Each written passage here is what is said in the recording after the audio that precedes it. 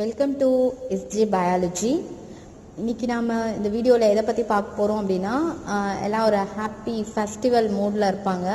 So Diwali festival தாங்க நான் சொல்கிறேன். ஸோ அதில் வந்து என்னென்ன ஸ்வீட்ஸ் பண்ணலாம் அப்படின்றத ஈஸியாக குயிக்காக ப்ரிப்பேர் பண்ணுற ஸ்வீட்ஸை நானும் என்னோடய அத்தையும் சேர்ந்து பண்ணோம். ஸோ அதை தான் நான் இந்த வீடியோவில் ஷேர் பண்ணியிருக்கேன். வாங்க வீடியோக்குள்ளே போகலாம். ஸோ என்ன ஸ்வீட்டுன்னு பார்த்தீங்கன்னா லட்டு பண்ணியிருக்கோங்க. எவ்வளோ ஈஸியாக சிம்பிளாக பண்ணும் அப்படின்றது தான் என்னோடய கான்செப்டு. ஃபார் த பிகினர்ஸ், அதாவது பிகினர்ஸ் இருப்பாங்க இல்லையா, அவங்களுக்காக அவங்க ட்ரை பண்ணணும் திவாலிக்கு ஈஸியாக லட்டு ப்ரிப்பேர் பண்ணுறது.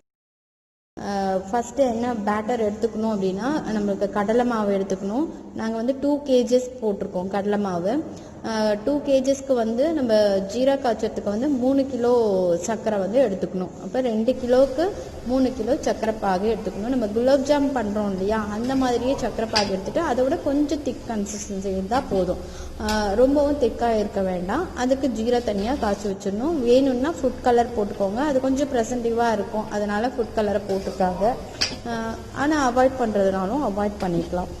பேட்டர் பாருங்கள், இந்த ஒரு பக்குவத்துக்கு தான் வச்சுருக்கணும். ஸோ கட்டி இல்லாமல் நல்லா மிக்ஸ் பண்ணி வச்சுக்கணும். பேட்டர் இதை எடுத்து வச்சுக்கிட்டு இப்போ நம்ம வந்து எண்ணெய் ஆயிலில் நல்லா சூடு பண்ணிவிட்டு அதில் நம்ம என்ன பண்ணால் இந்த கடலை மாவு கலக்கி வச்சுருக்கிறத வந்து நம்ம அப்படியே நல்லா தேய்ச்சி விட்டுறணும். இந்த கம்பியில் வச்சு அந்த இதில் தேய்ச்சி விட்டுட்டோம் அப்படின்னா அந்த பூந்தி ஃபுல்லாக வந்துடும்.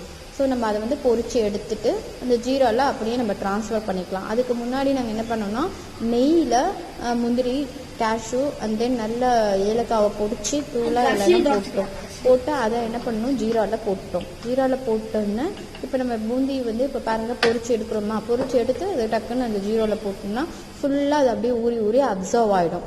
அப்சர்வ் ஆன பிறகு அதை நம்ம எடுத்து, அது நாங்கள் 2 கிலோ போகும்போது பாதி அளவுக்கு ஃபுல்லாக நிரப்புற அளவுக்கு ஃபுல்லாக போட்டோம். அப்புறம் ஒரு பவுலில் ட்ரான்ஸ்ஃபர் பண்ணிவிட்டு பெரிய பாத்திரத்தில் எடுத்து ட்ரான்ஸ்ஃபர் பண்ணி ஃபுல்லாக நல்ல கலரி மிக்ஸ் பண்ணி கொஞ்சம் நேரம் வந்து 15 மினிட்ஸ் வந்து அதையே ஊறிட்டோன்ட்டு விட்டுருணும். ரொம்ப நேரம் இது ஆகக்கூடாது, இறுகிடும். அதுக்குள்ளே நம்ம டக்குன்னு எடுத்து உருண்டை பிடிச்சி வச்சிடணும். ஸோ இப்போ நாங்கள் உருண்டை பிடிக்க ஆரம்பிச்சுட்டு ஃபுல்லாக கம்ப்ளீட் ஆன பிறகு உங்களுக்கு காமிக்கிறோம். ஓகே, ஸோ இப்போ ஃபைனலாக இந்த வீடியோஸில் வந்து உங்களுக்கு லட்டு வந்து இப்போ பண்ணுங்க. மீன்வைல் நாங்கள் என்ன பண்ணோம்னா ரவா லட்டும் பண்ணியிருந்தோம். ரவா லட்டுவும் சேம் ப்ராசஸ் தான். அதுக்கு நாங்கள் ஃபுட் கலர் போட்டதுக்கு முன்னாடி அந்த ஜீராவை எடுத்து ரவாவுக்கும் யூஸ் பண்ணிக்கிட்டோம். நெய்யில் ரவாவை ஃபஸ்ட்டு வறுத்துட்டோம். அத்தை என்ன பண்ணிட்டாங்கன்னா ஃபாஸ்ட்டாக டக்குன்னு செஞ்சுட்டாங்க நாங்கள் வீடியோ எடுக்கிறதுக்குள்ளே. ஸோ அதனால் அதை என்னால் காமிக்க முடியல.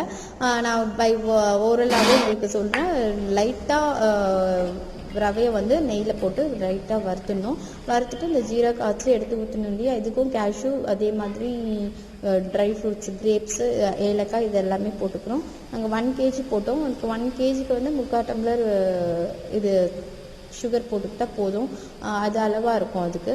ஸோ அப்போ அதை எடுத்து மிக்ஸ் பண்ணி நல்லா உருண்டை நெய் தடவி உருண்டை பிடிச்சி வச்சிடணும். ஸோ இந்த 2 ஸ்வீட்டும் நாங்கள் பண்ணி முடிச்சிட்டோம். ஓகே, தேங்க்ஸ் ஃபார் வாட்சிங். உங்களுக்கு இந்த வீடியோ வந்து பிடிச்சிருந்தா லைக் பண்ணுங்கள், கமெண்ட் பண்ணுங்கள், ஷேர் பண்ணுங்கள் அண்ட் மறக்காமல் எஸ்ஜே பயாலஜிக்கு சப்ஸ்கிரைப் பண்ணுங்கள்.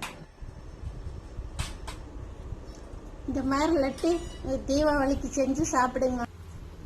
தீபாவளி நல்வாழ்த்துக்கள் எல்லாருக்கும்.